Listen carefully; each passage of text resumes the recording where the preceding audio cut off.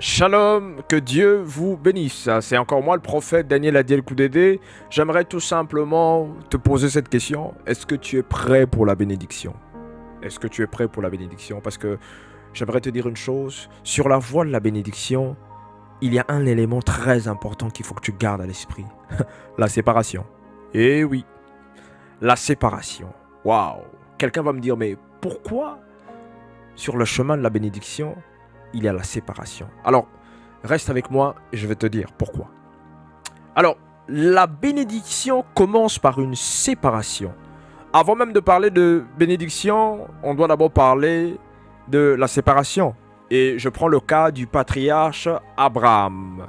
Notre patriarche Abraham. Abraham a dû quitter la maison de son père. Il a dû quitter sa ville natale pour recevoir la bénédiction de Dieu.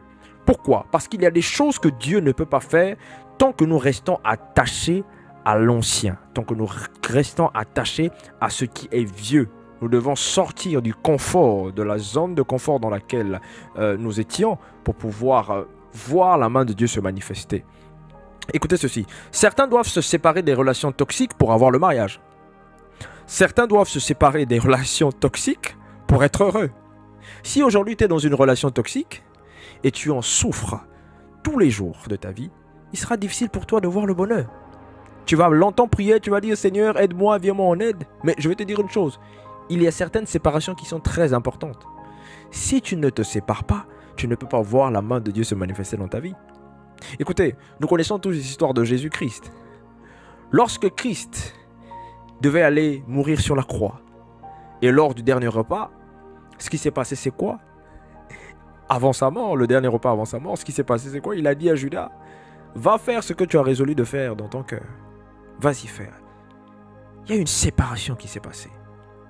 Dès l'instant où cette séparation est arrivée, c'est là où le processus de la bénédiction a commencé pour Jésus. Parce qu'après la mort de la croix, nous avons vu que Jésus-Christ a été souverainement élevé au-dessus de tous les noms. Mais il fallait d'abord qu'il y ait un sacrifice qui se fasse. Une séparation qui s'est passée. Il s'est séparé.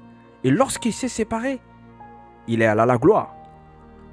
La première étape vers la bénédiction, c'est le courage de dire non à ce qui n'est pas de Dieu.